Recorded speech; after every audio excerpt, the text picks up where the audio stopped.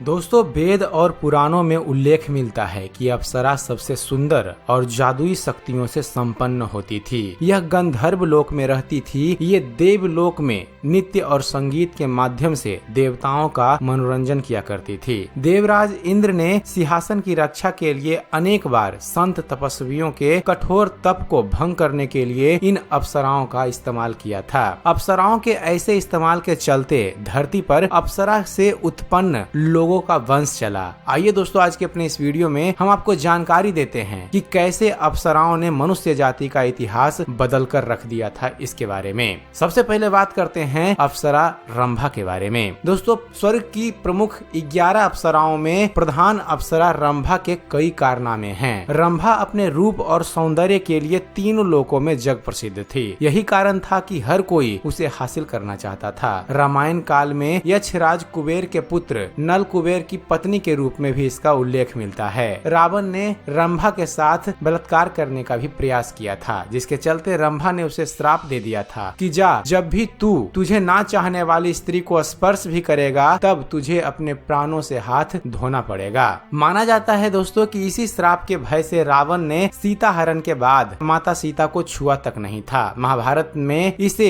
तुरुम्ब नाम के गंधर्व की पत्नी बताया गया है। स्वर्ग में अर्जुन के स्वागत के लिए रंभा ने नृत्य किया था। उस वक्त उर्वशी भी वही थी जो अर्जुन पर मोहित हो गई थी। एक बार विश्वामित्र की घोर तपस्या से विचलित होकर इंद्र ने रंभा को बुलवाकर विश्वामित्र का तप भंग करने के लिए उसे भेजा, लेकिन ऋषि विश्वामित्र इंद्र का यह षड्यंत्र समझ गए और उन्होंने रंभा को 1000 वर्षों तक शिला बनकर रहने का श्राप दे डाला। सवाल यह उठता है कि अपराध तो इंद्र ने किया था, फिर सजा रंभा को क्यों मिली? हालांकि वाल्मीकि रामायण की एक कथा के अनुसार एक ब्राह्मण द्वारा यह ऋषि के श्राप से मुक्त हुई थी, लेकिन स्कंद पुराण के अनुसार इसके उद्धारक श्वेत मुनि बताए गए हैं, जिनके छोड़े बाण से यह शिला रूप में कम्मी तीर्थ में गिरकर मुक्त हुई थी। अब बात करते हैं अप्सरा उर्वशी की। दोस्तों, एक बार इंद्र की सभा में उर्वशी के नृत्य के समय राजा पुरुरवा उसके प्रति आकृष्ट हो गए थे, जिसके चलते उसकी ताल बिगड़ गई थी। इस अपराध के कारण इंद्र ने रुष्ट होकर दोनों को मृत्यु लोक में रहने का श्राप दे दिया था। मृत्यु लोक में पुरुरवा और उर्वशी कुछ शर्तों के साथ पति पत्नी बनकर रहने लगे। दोनों के कई पुत्र हुए। इनके पुत्रों में से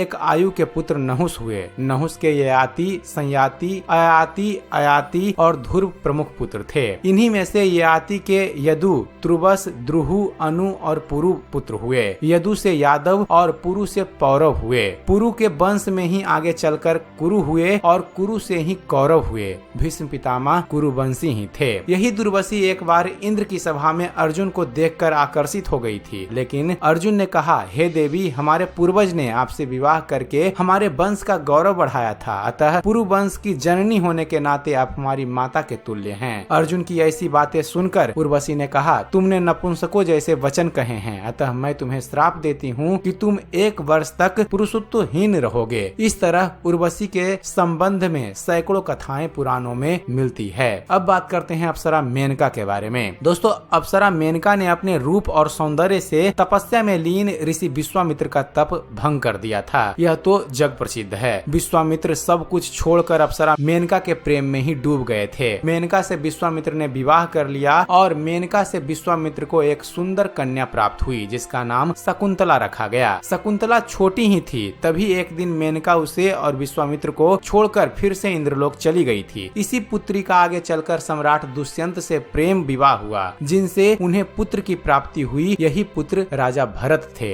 मरुदनों की कृपा से ही भरत को भारद्वाज नामक पुत्र मिला। भारद्वाज महान ऋषि थे। चक्रवर्ती राजा भरत के चरित्र का उल्लेख महाभारत के आदि पर्व में भी है। इसी भरत के कुल में राजा कुरु हुए और उनसे कौरव वंश की स्थापना हुई। कुरु के वंश में शांतनु का जन्म हुआ। शांतनु ने गंगा और सत्यवती से विवाह किया था। इसका मतलब यह कि उर्वशी के वंश को ही बाद में मेनका ने आगे बढ़ाया था। अब बात करते हैं अप्सरा पुंजिक स्थला के बारे में। दोस्तों, एक और जहां उर्वशी और मेनका ने पुरुरवा के वंश को आगे बढ़ाया था, वहीं अप्सरा पुंजिक स्थला ने बानर वंश को नया आयाम दिया था। माता अंजनी से हनुमान जी के जन्म की कथा तो सबने सुनी होगी, लेकिन बहुत ही कम लोग जानते हैं फ्रेंड्स कि माता अंजनी इंद्र के दरबार में पुंजिक स्थला नामक एक अप्सरा थी। पुंजिक स्थला ने तपस्या करते एक तेजस्वी ऋषि के साथ अभद्रता कर कर दी थी। गुस्से में आकर तब ऋषि ने पुंजिक स्थला को श्राप दे दिया कि जा तू बानर की तरह स्वभाव वाली बानरी बन जा। ऋषि के श्राप को सुनकर अप्सरा पुंजिक स्थला ऋषि से क्षमा याचना मांगने लगी। तब ऋषि ने दया दिखाई और कहा, तुम्हारा वह रूप भी परम तेजस्वी होगा। तुमसे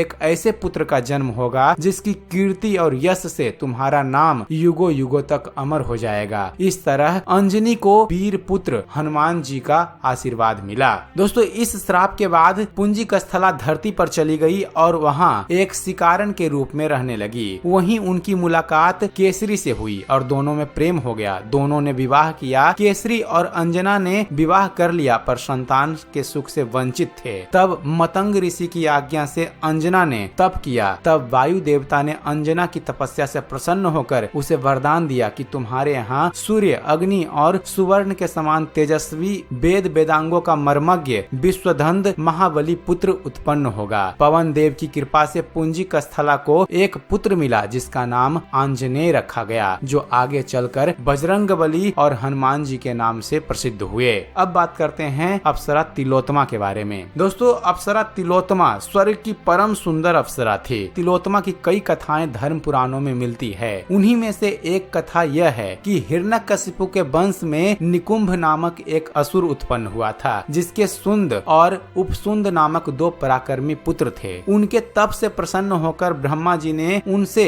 वर मांगने को कहा। दोनों असुरों ने ब्रह्मा जी से अमरत्व का वर मांगा, लेकिन ब्रह्मा जी ने इसे देने से इनकार कर दिया। ऐसे में दोनों भाइयों ने आपस में विचार विमर्श किया। दोनों ने सोचा कि वे हम दोनों में बहुत प्रेम है और हम आपस में कभी लड़ते नहीं हैं। उनको पूर्ण विश्वास था कि वे कभी भी एक दूसरे के खिलाफ कुछ भी नहीं करेंगे। इसलिए यही सोचकर उन्होंने ब्रह्मा जी से कहा कि उन्हें यह वरदान मिले कि एक दूसरे को छोड़कर इस त्रिलोक में कोई भी उन्हें नहीं मार सके। ब्रह्मा जी ने कहा, तथास्तु। बस फिर क्या था, दोनों भाइयों सुंद और उपसुंद ने त्रिलोक में अत्याचार करना शुरू कर दिए, जिसके चलते सभी ओर हाहाकार मच गया। ऐसी विकट स्थिति को जानकर ब्रह्मा जी ने दोनों भाइयों को आपस में लड़वाने के लिए तिलोत्तमा नाम की अप्सरा की सृष्टि की। ब्रह्मा जी से आज्ञा पाकर अप्सरा तिलोत्तमा ने सुन्न और उपसुंद के निवास स्थान पर विंध्य पर्वत की ओर प्रस्थान किया। एक दिन तिलोत्तमा को दोनों भाइयों ने टहलते और गाते हुए देखा और दोनों ही उसे देखकर शुद्ध बुद्ध खो बैठे। जब उन्होंने अपनी शुद्ध संभाल ली, तब सुंद ने उपसुंद से कहा कि यह अप्सरा आज से मेरी पत्नी हुई। यह सुनते ही उपसुंद भड़क गया और उसने कहा, नहीं, तुम अकेले ही यह निर्णय कैसे ले सकते हो? पहले इसे मैंने देखा है, अतः यह मेरी अर्धांगिनी बनेगी। बस फिर क्या था, दोनों ही भाई जो बचपन से ही एक दूसरे के लिए जान देने के लिए तैयार रहते थे, अब वे एक दूसरे की जान लेने के लिए लड़ने लगे। बहुत समय तक उनमें लड़ाई चली और अंततः वे एक दूसरे के हाथों मारे गए। उल्लेखनीय है कि दुर्वासा ऋषि के श्राप से ही यही तिलोत्तमा बाण की पुत्री हुई थी। अष्टवक्र ने भी इसे श्राप दिया था। और अंत में बात करते हैं अप्सरा घृताची के बारे में। दोस्तों, घृताची प्रसिद्ध अप्सरा थी। कहते हैं कि एक बार भारद्वाज ऋषि की तपस्या भंग करने के लिए इंद्र ने उसे भेजा। भारद्वाज ऋषि गंगा स्नान कर अपने आश्रम की ओर लौट रहे थे। तभी उनकी नजर घृताची पर पड़ी, जो नदी से स्नान कर बाहर निकल रही थी। भीगे वस्त्रों में उसके कामुक तन और भरे पूरे अंग को देखकर भारद्वाज मुनि वहीं रुक गए। उन्होंने अपने नेत्रों को बंद कर खुद को नियंत्रण करने का प्रयास किया, लेकिन ऐसा करने में वे असफल रहे। आंखें खोलकर वे उसके रूप और सौंदर्य को निहारने लगे। काम वासना से पीड़ित भारद्वाज ऋषि को देखते ही देखते वीर्यपात हो गया था। तभी वीर्य को उन्होंने एक द्रोणी अर्थात मिट्टी का बर्तन में रख दिया, जिससे द्रोणाचार्य का जन्म हुआ था। दोस्तों, पौराणिक कथा के अनुसार यह कश्यप ऋषि तथा प्रधा की पुत्री थी। पौराणिक मान्यता के अनुसार अप्सरा घृताची ने कई पुरुषों के साथ समागम किया था। कहते हैं कि विश्वकर्मा से भी घृताची के पुत्र हुए थे। रुद्राक्ष से घृताची को 10 पुत्र और 10 पुत्रियां उत्पन्न हुई थी। कन्नौज के